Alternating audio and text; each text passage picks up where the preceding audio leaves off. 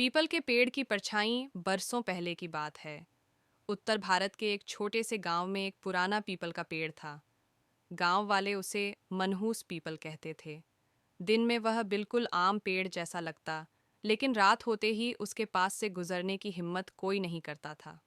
कहते थे, उस पेड़ की जड़ों में कुछ ऐसा दफन है जो आज भी जागता है। रवि उसी गांव में नया नया आया था। शहर से पढ़ाई पूरी करके वह स्कूल में मास्टर बना था। उसे इन अंधविश्वासों पर हंसी आती थी। गांव वालों ने जब उसे पीपल के पेड़ के बारे में बताया तो वह मुस्कुराकर बोला, डर तो दिमाग में होता है, पेड़ों में नहीं। एक रात स्कूल से लौटते हुए उसे देर हो गई। अमावस्या की रात थी, चांद बिल्कुल नहीं दिख रहा था। रास्ता छोटा करने के लिए उसने वही कच्ची पगडंडी चुनी जो सीधे पीपल के पेड़ के पास से जाती थी। जैसे ही वह पेड़ के करीब पहुंचा, हवा अचानक ठंडी हो गई। पत्तों की सरसराहट तेज हो गई, जबकि आसपास हवा चल ही नहीं रही थी। रवि ने कदम तेज किए, तभी उसने महसूस किया कोई उसके पीछे चल रहा है। उसने मुड़कर देखा, कोई नहीं। भ्रम है, उसने खुद से कहा, लेकिन फिर उसे साफ सुनाई दिया, छन छन, जैसे किसी के पैरों में पायल बंधी हो। रवि का दिल तेज धड़कने लगा। उसने फिर पीछे देखा।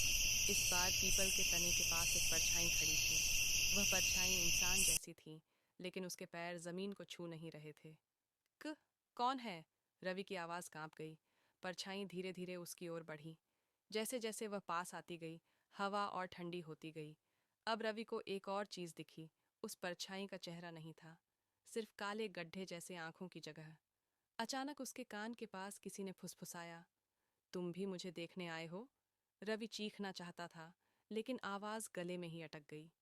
उसके पैरों ने काम करना बंद कर दिया।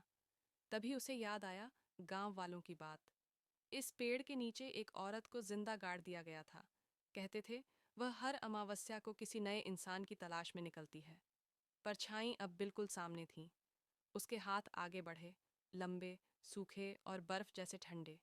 उसी पल दूर से मुर्गे की बांग सुनाई दी। परछाई जोर से चीखी। हवा में तेज झोंका आया और सब कुछ शांत हो गया। रवि जमीन पर गिर पड़ा और बेहोश हो गया। सुबह गांव वालों ने उसे पीपल के पेड़ के पास पाया। उसके बाल रातों रात सफेद हो चुके थे। आंखें खुली थीं, लेकिन उनमें अब पहले जैसी चमक नहीं थी। जब लोगों ने उससे पूछा क्या हुआ था, तो उसने सिर्फ इतना कहा, वो अब भी वहीं है, परछाई में। उस दिन के बाद रवि ने गांव छोड़ दिया। लेकिन आज भी अमावस्या की रात अगर कोई उस पीपल के पास से गुजरे तो पेड़ की परछाई में एक और परछाई दिखती है, जो किसी नए राहगीर का इंतजार कर रही होती है।